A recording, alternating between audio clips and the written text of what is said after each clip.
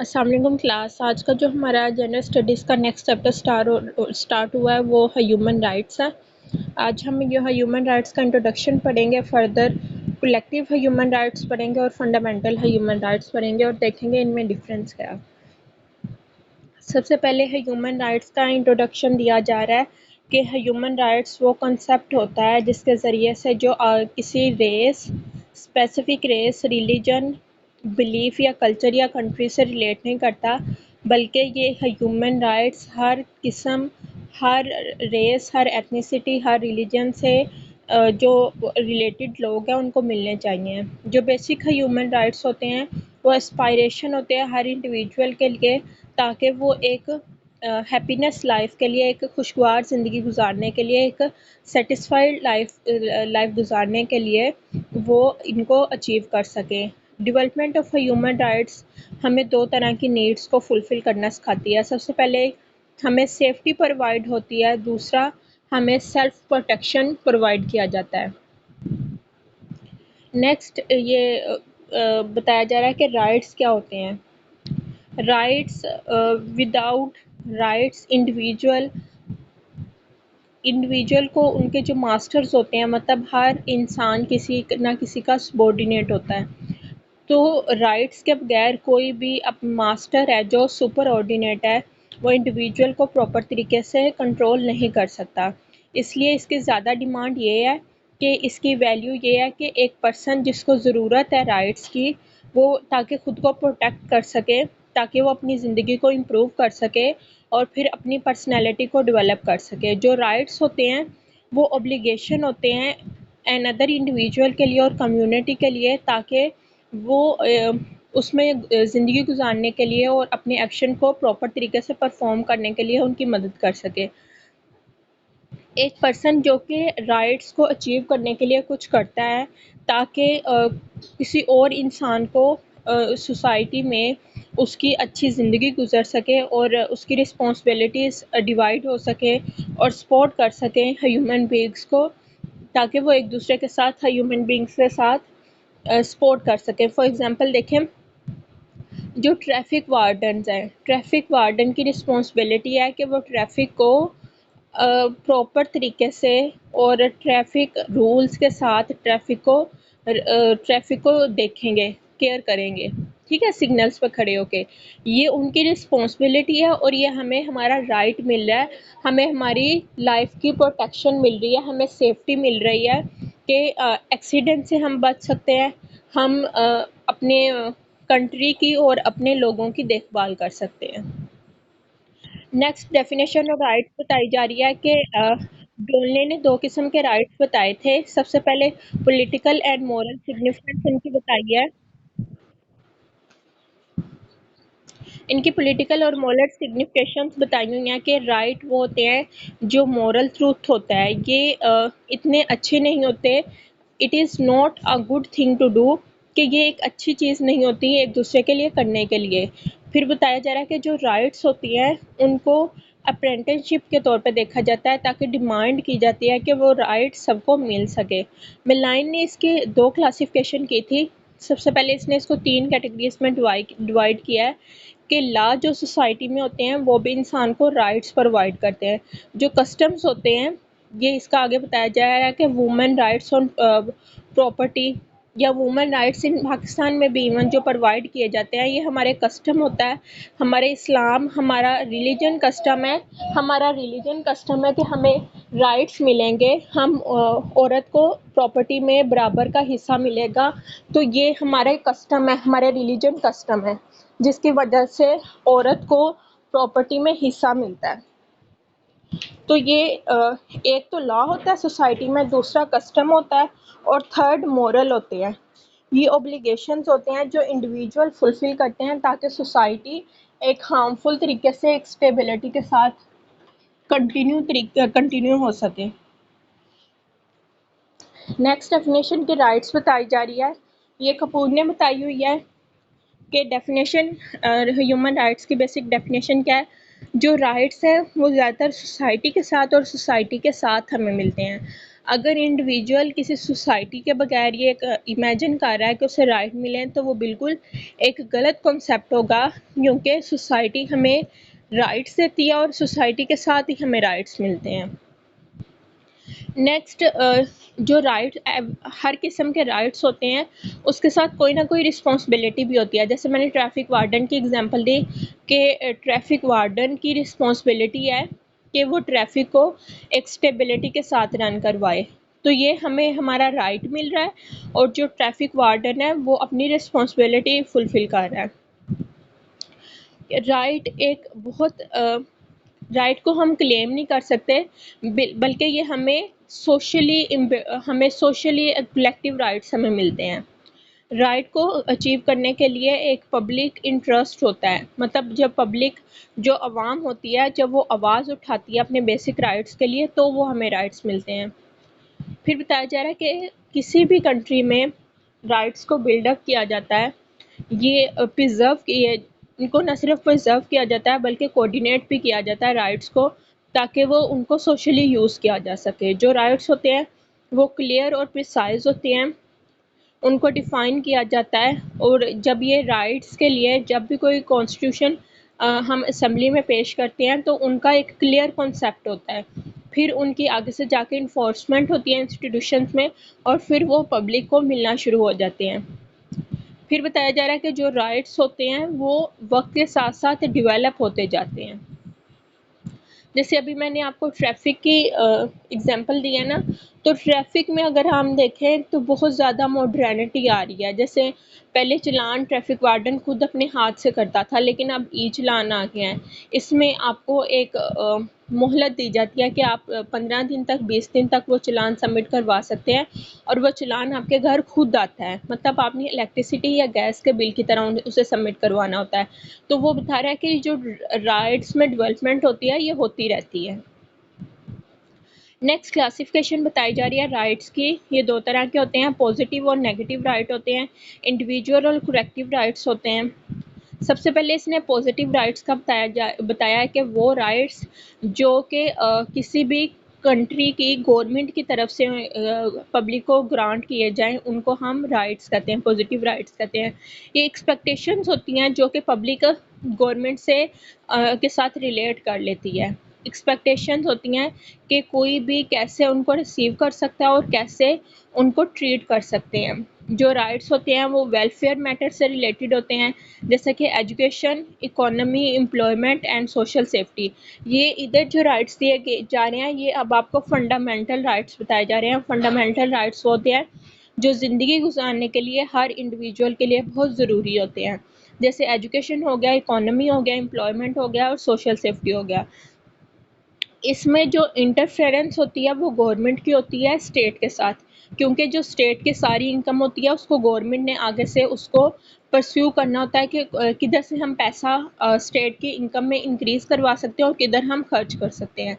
तो government state के साथ इंटरफेयर करके उसके पब्लिक को राइट्स देती है। नेक्स्ट, इसके क्लासिफिकेशन में नेगेटिव राइट्स का बताया जा रहा है कि ये इसके दो सेंट्रल जो बिलीव्स हैं वो ये होते हैं कि लोगों के पास ये राइट्स जो होते हैं कि वो ताकि कुछ ना एक्टिवली क्लेम कर सकें। मतलब अगर आप कुछ गलत क्लेम करना चाह रहे हैं, कुछ ऐसा राइट लेना चाह रहे हैं सोसाइटी में जो बाकी सबके लिए हार्मफुल है, तो वो फिर स्टेट जो होती है वो उनको उनको वो राइट्स देने के लिए क्लेम करेंगे तो वो स्टेट राइट नहीं देगी। फॉर एग्ज़ाम्पल अगर मैं आपको बताऊं, फेडरल और जो प्रोविंशियल जो सर्वेंट्स होते हैं, अगर फेडरल जो सर्वेंट्स होते हैं वो डिमांड करें कि हमारी पे को इंक्रीज़ किया जाए, हमें इंक्रीमेंट दिया जाए, ठीक है, तो जो प्रोविंशियल होंगे वो भी कहेंगे कि हमें इंक्रीमेंट दिया जाए। तो ऐसे जो स्टेट या गवर्नमेंट होगी वो आपस में इंटरैक्ट करके इंटरफेस क्या करेगी कि अगर प्रोविंशियल के लोगों को मिल रहा है तो फिर फेडरल के सर्वेंट्स को भी ज़रूर मिलेगा, क्योंकि अगर एक प्रोविंशियल या फेडरल में से किसी एक को मिले तो बाकी सब लोग कन्फ्लिक्ट का शिकार हो जाएंगे, इनइक्वालिटी आ जाएगी सोसाइटी में। नेक्स्ट इसका सेकंड जो नेगेटिव एस्पेक्ट है या बिलीफ है वो ये बताया जा रहा है कि जो राइट होते हैं ये कुछ लोगों से उनके बेसिक राइट्स को छीन लेते हैं। कुछ लोगों को ये बहुत ज़्यादा पावर दे देते हैं और कुछ लोगों को बहुत ज़्यादा डिप्रीवेशन का शिकार कर देते हैं कि लोग बहुत ज़्यादा एहसास कमतरी का शिकार हो जाते हैं। उन्हें लगता है कि हम इन्फीरियर हैं, जबकि सोसाइटी की अनदर क्लास बहुत ज़्यादा सुपीरियर है, जिसकी वजह से उन्हें ज़्यादा राइट्स दिए जा रहे हैं। फ्रीडम टू वॉइस, जैसे फ्रीडम ऑफ वॉइस इधर एग्जांपल दी गई है। ऑन प्रॉपर्टीज़ के लिए, लिविंग्स के लिए, जॉइन ऑर्गेनाइजेशन के लिए, freedom to practice certain religion. मतलब ये जो इसने एग्जांपल दी हुई है ये फ्रीडम से रिलेटेड है कि अगर हम किसी स्पेसिफिक, अगर हम पाकिस्तान में ये कहें कि सिर्फ मुसलमानों को फ्रीडम है कि वो मस्जिद में नमाज पढ़ सकते हैं, तबलीग कर सकते हैं, मतलब अपने जो उनके जो रिलीजियस उनकी जो मेन ऑब्लिगेशंस हैं उनको फुलफ़िल कर सकते हैं, तो ये बहुत सी माइनॉरिटीज़ जो हमारी सोसाइटी में रह रहे हैं उनसे उनके बेसिक राइट्स को छीन लेंगे, क्योंकि उनके पास वो राइट्स नहीं होंगे जो मुसलमानों के पास होंगे। ऐसे ही जॉब्स में भी अगर हम माइनॉरिटीज़ को निकाल दें तो और सारी जो वैकेंसीज़ हैं उन पे मुस्लिम्स को अलाउ कर दें, तो ये भी उनके साथ इनजस्टिस हो जाएगा, इनइक्वालिटी आ जाएगी। Freedom are absolute rights of every, फिर बताया जा रहा है कि ये जो फ्रीडम ऑफ राइट है, फ्रीडम ऑफ प्रॉपर्टी है, freedom of practice certain religion है, ये हर किसी का फंडामेंटल और बेसिक राइट है। नेक्स्ट इंडिविजुअल राइट्स बताए जा रहे हैं कि इंडिविजुअल राइट्स कौन से होते हैं। वेस्टर्न ह्यूमन राइट्स में स्ट्रेस दिया जाता है इंडिविजुअलिज्म को, जबकि पाकिस्तान में कलेक्टिविज्म को फोर्स किया जाता है। ये 17th सेंचुरी में ये वेस्टर्न ह्यूमन राइट्स पे फोकस किया गया था। इसमें लुके ने एक्सप्लेन किया था कि इंडिविजुअल राइट्स इंस्पायरेबल होते हैं, ये वो राइट्स होते हैं जो ह्यूमन बींग्स को गवर्नमेंट की तरफ से दिए जाते हैं और गवर्नमेंट को रिस्पेक्ट करनी चाहिए उन राइट्स की। फिर बताया जा रहा है कि ये जो नेचुरल राइट्स फॉर लाइफ होते हैं, फ्रीडम होते हैं, फ्रीडम ऑफ स्पीच होती है, फ्रीडम ऑफ वेल्थ होती है, फ्रीडम ऑफ रिलीजन होती है, ये वाले जो राइट्स होते हैं ये एक किसी ख़ास कैटेगरीज़ को दिए जाते हैं। जैसे हमारे पाकिस्तान में तो इवन ये नहीं प्रैक्टिस किया जाता, लेकिन ज़्यादातर अमेरिका में ही प्रैक्टिस किया जाता है, जहाँ पे freedom of speech, freedom of living style, freedom of religion practices, ये सारे राइट्स ज़्यादातर वाइट लोगों के पास होते हैं, ब्लैक लोगों के पास ये राइट्स कम होते हैं। तो ये इंडिविजुअल राइट्स की एक बहुत बड़ी एग्जांपल होगी। जो इंडिविजुअलिस्टिक ट्रेडिशंस होती हैं, जो वो सोसाइटीज़ जहाँ पे इंडिविजुअल कल्चर होता है और इंडिविजुअल को ज़्यादा प्रमोट किया जाता है, वहाँ पे civil right, political right, even जो सिविल और पॉलिटिकल राइट्स होती हैं इनकी जब फॉर्मेशन हो रही होती है तो इसमें किसी एक ख़ास कैटेगरी को ज़्यादा राइट्स दे दिए जाते हैं, जबकि दूसरी जो कैटेगरी होती है उसको हम फॉरगेट कर देते हैं, उन राइट्स में से निकाल देते हैं। जैसे ये रेस में देखा गया है कि वाइट और ब्लैक में लोग फ़र्क करते हैं, ऐसे ही अगर इंडिया में देखा जाए तो इंडिया में मुसलमानों को बहुत से राइट से डिप्राइव कर दिया जाता है। उन्हें खुलेआम मस्जिदों में नमाज़ पढ़ने की इजाज़त नहीं होती। हम आए दिन सुन रहे होते हैं कि वो तबलीग नहीं कर सकते। तो ये हर कंट्री टू कंट्री वेरी करता है कि किस किस्म के इंडिविजुअल राइट्स वहाँ पे किस कैटेगरी को ज़्यादा दिए जा रहे हैं।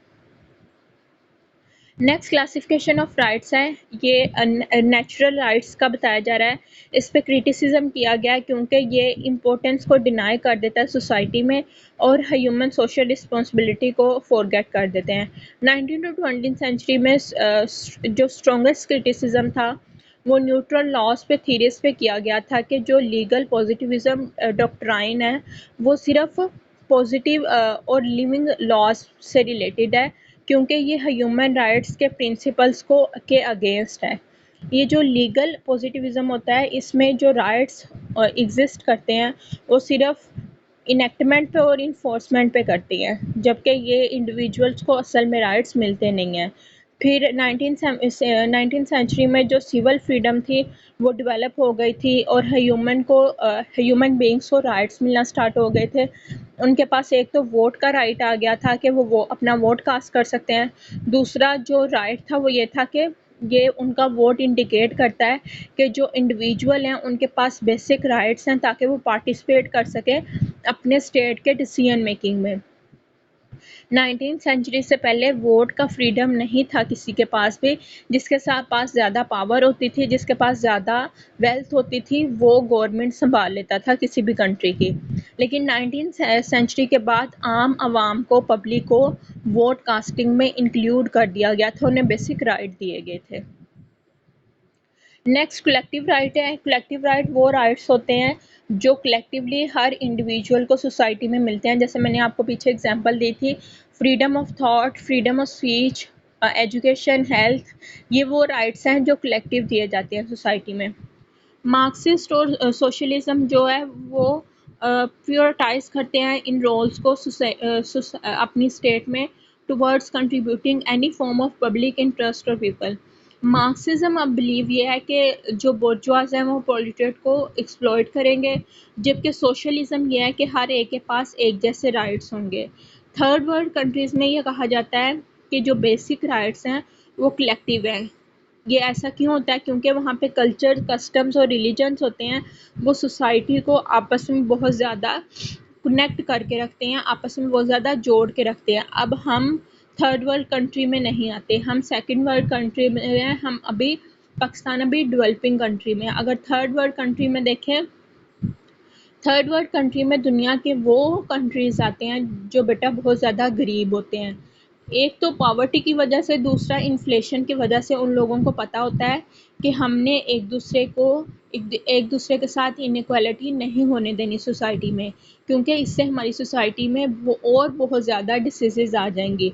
तो वो लोग, उनमें जो कस्टम और रिलीजन होता है वो बहुत ज़्यादा स्ट्रॉन्ग होता है। इस वजह से वो एक दूसरे को कलेक्टिवली राइट्स देते हैं। ये अलाउ करते हैं कि इस मैटर में जो सोसाइटी में उनको कलेक्टिवली राइट दिए जाएं और इंडिविजुअल को सेपरेटली कंपेयर किया जाता है इसमें ना। नेक्स्ट आपको क्लासिफिकेशन ऑफ राइट में बताया जा रहा है कि tradition of Islam, Buddhism, हिंदुज़्म, Confucius individual को आपस में सोसाइटी में यूनाइटेड करके रखते हैं। ऐसी जो एशियन कंट्रीज़ हैं वहाँ पे कलेक्टिव राइट्स पे फोकस किया जाता है। जैसे हमारे इस्लाम में इंडिविजुअल राइट्स का कहीं पे भी कहीं कॉन्सेप्ट नहीं है। इवन माइनॉरिटीज़ के लिए भी वही राइट्स देने का हुक्म है जो कि आम मुसलमानों को मिलते हैं। इन कम्युनिटीज़ और फैमिलीज़ में जो मोस्ट इम्पोर्टेंट इंस्ट्रूमेंट होता है कंट्री में, वो ये रिलीजन की अथॉरिटी होती है। ये जो अथॉरिटी और लीडर्स होते हैं वो रिस्पेक्ट करते हैं माइनॉरिटीज़ की और मुस्लिम्स की, और उनको कलेक्टिव राइट्स देते हैं। नेक्स्ट क्लासिफिकेशन में राइट्स में इंडिविजुअल और कलेक्टिव राइट्स का बताया जा रहा है कि ये बहुत ज़्यादा इंपॉर्टेंट होते हैं, एसेंशियल्स होते हैं लोगों के लिए, लोगों को बेनिफिट प्रोवाइड करते हैं, क्योंकि लोगों को फिर बैलेंस करना आ जाता है अपने राइट्स में। यूनाइटेड नेशन में ये जाना जाता है कि दो किस्म के राइट्स होते हैं जिसमें डाइवर्सिटी होती है और करैक्टरिस्टिक्स इनकी डिफरेंट्स होती हैं और पोजीशन इनकी वेरी करती हैं। नेक्स्ट आपको फंडामेंटल राइट्स का बताया जा रहा है। कलेक्टिव राइट्स मैंने आपको पीछे बताए हैं कि ये ज़्यादातर एशियन कंट्रीज़ में प्रोवाइड किए जाते हैं।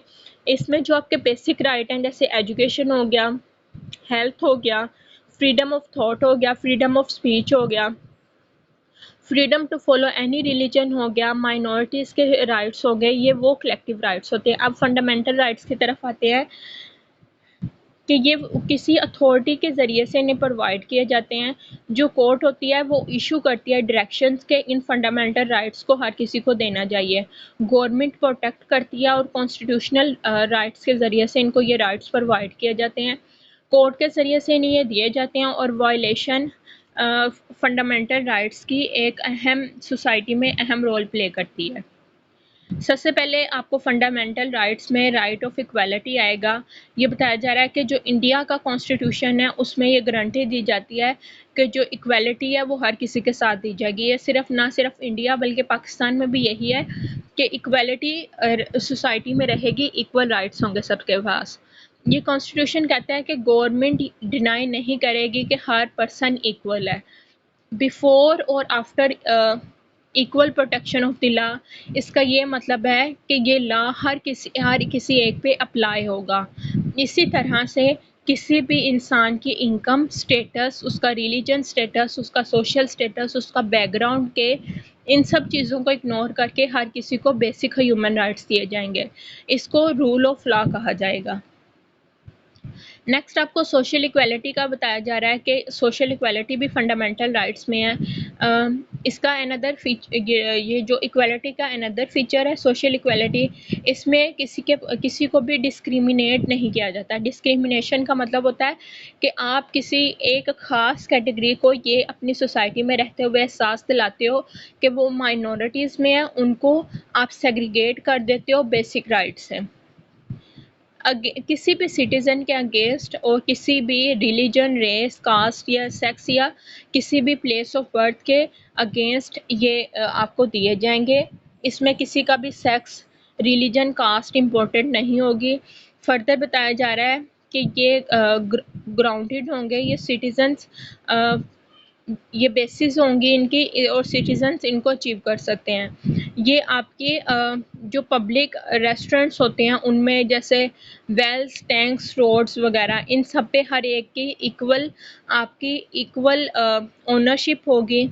ऐसी प्लेसेस और पब्लिक रिजॉर्ट्स को मेंटेन करने के लिए आपकी स्टेट आपसे अपने कुछ राइट्स का ख्याल रखेगी। जैसे जो विजिटिंग या फिर पब्लिक प्लेसेस होती हैं, अगर उन पे हर किसी को जाने की इजाज़त है, हर कोई उन्हें कलेक्टिवली यूज़ कर सकता है, तो फिर ये भी स्टेट आपसे डिमांड करेगी कि कलेक्टिवली उसकी हिफाजत भी की जाए। ये डेडिकेट करता है जनरल पब्लिक के लिए। नेक्स्ट आपको इक्वल अपॉर्चुनिटी का बताया जा रहा है कि कॉन्स्टिट्यूशन गारंटी देता है कि हर सिटीज़न को इक्वल अपॉर्चुनिटी दी जाएगी। इसमें किसी भी race, caste, sex, descent, place of birth या रेजिडेंट का कोई भी दारोमदार नहीं होगा। इसमें ये कोई भी मैटर इन्वॉल्व नहीं होगा। एम्प्लॉयमेंट और अपॉइंटमेंट जो होगी किसी भी अफसर की, ये भी इसी के अंदर आएगी। इन एलिजिबल और डिस्क्रिमिनेटेड किसी भी रिस्पेक्ट में एम्प्लॉयमेंट के लिए ये भी इसमें इक्वल दी जाएगी। मतलब ये आपको इक्वल अपॉर्चुनिटी का बताया जा रहा है कि किसी भी जॉब के लिए या किसी भी अपॉर्चुनिटी के लिए हर तरह के लोगों के पास इक्वल अपॉर्चुनिटी होगी। अब अबॉलिशन ऑफ अनटचेबिलिटी, ये कॉन्स्टिट्यूशन में कहा गया है कि सर्टन आपके पास अबॉलिशंस होंगे जिनमें सबसे पहले आएगी अनटचेबिलिटी। किसी भी फॉर्म में ये प्रैक्टिस की जाएगी, इसमें ऑफेंस किया जाएगा किसी को भी कुछ आपके साथ छेड़छाड़ करने से। ये जो टचेबिलिटी या जो सेक्सुअल हरासमेंट है ये आपकी पनिशेबल है, क्योंकि ये लॉ में इसकी बहुत सी इसमें लॉस भी बनाए गए और इसमें आपको सज़ा भी होती है, आपको पनिश भी गवर्नमेंट की तरफ से दी जाती है। इसमें अगर आपने सवेयर किसी के साथ किसी को हार्म दिया है तो इवन आपको सज़ाए मौत भी हो सकती है। सिविल राइट्स इसका प्रोटेक्शन करती है और जो एक्ट है वो प्रोवाइड करता है ताकि लोगों को प्रिवेंट किया जाए कि वो किसी की भी प्लेस या वर्शिप पे कोई भी अपना कब्जा ना कर ले उन पे। ये इसके अलावा इसमें वो टेकिंग वाटर का भी बताया जा रहा है फ्रॉम अ टैंक और वेल। मतलब आप किसी भी ना सिर्फ रिलीजन बल्कि किसी भी जो पब्लिक जो ओनरशिप में है, जैसे इसने बताया कि वाटर लेने के लिए कोई भी टैंक या कोई भी वेल जो कि पब्लिक की कलेक्टिव अथॉरिटी है, उसमें आप किसी भी को भी ये नहीं कह सकते कि आप इधर से नहीं लोगे या किसी को भी मना नहीं कर सकोगे। नेक्स्ट राइट टू फ्रीडम है। ये इंडियन कॉन्स्टिट्यूशन में बल्कि पाकिस्तानी कॉन्स्टिट्यूशन में भी गारंटी दी गई थी कि फ्रीडम ऑफ राइट होगा। सबसे पहले आपको 6 किस्म के ये फ्रीडम्स बताई जा रही हैं। इन फ्रीडम्स में फ्रीडम ऑफ स्पीच है, फ्रीडम ऑफ थॉट है, freedom to share your ideas, freedom और टू फॉलो एनी रिलीजन है, ठीक है। फ्रीडम टू शेयर एजुकेशन है, freedom to follow any religion है। उसके बाद लास्ट पे आपको ये फ्रीडम है कि आप किसी भी कल्चर को, अपने रिलीजन को फॉलो कर सकते हो। ये आपको फ्रीडम बेसिक ह्यूमन राइट्स में इंक्लूड की जाती है फंडामेंटल में, और ये पाकिस्तान में भी फंडामेंटल राइट्स में प्रोवाइड की जाती है।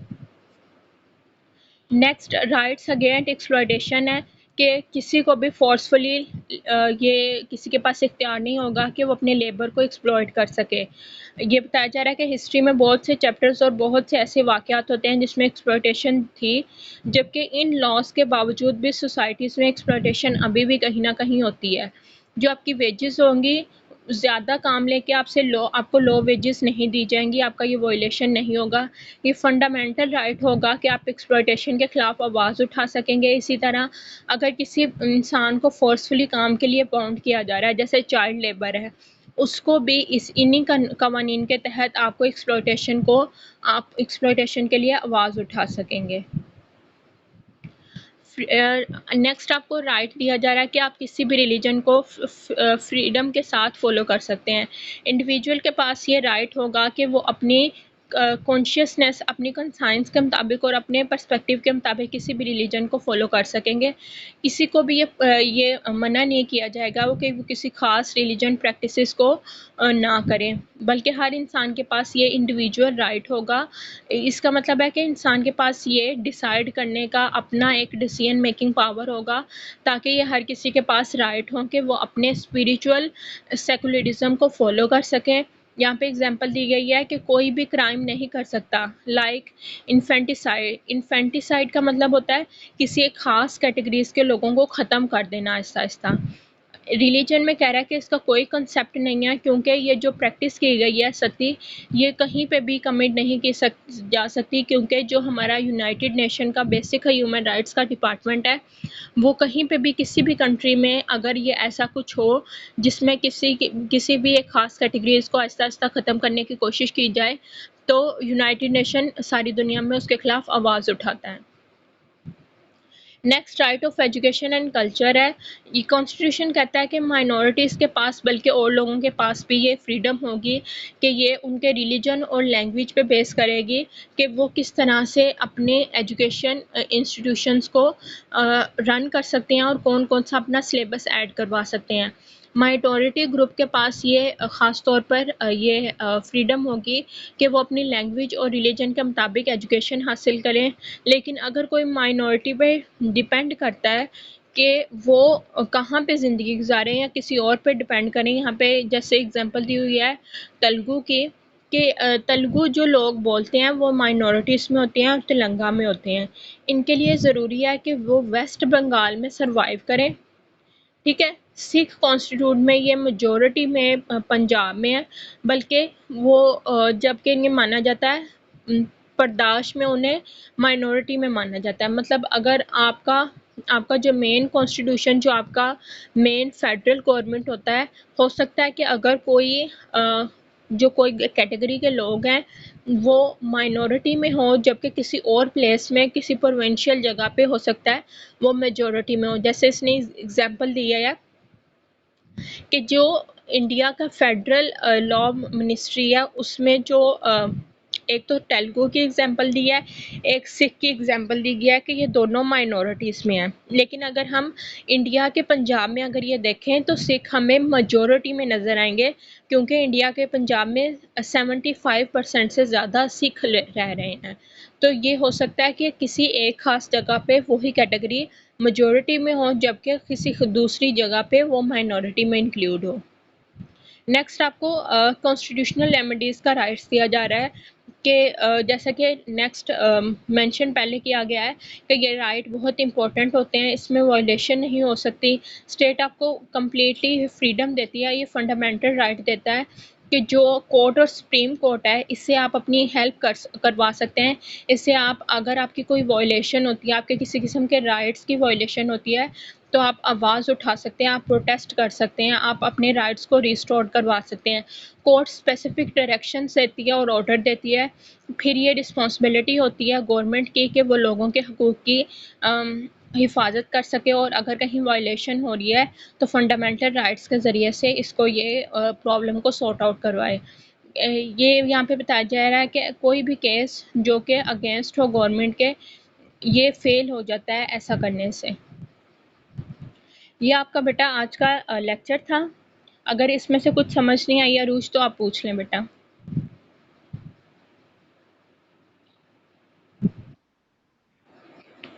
ये आपके मैंने आज का चैप्टर आपने क्योंकि स्टार्ट से नहीं लिया, आज हमने ह्यूमन राइट्स वाला चैप्टर स्टार्ट किया है। इसमें सबसे पहले मैंने ह्यूमन राइट्स का इंट्रोडक्शन दिया है, फिर हमने कलेक्टिव राइट्स पे बात किया और लास्ट पे हमने फंडामेंटल राइट्स को कवर किया है।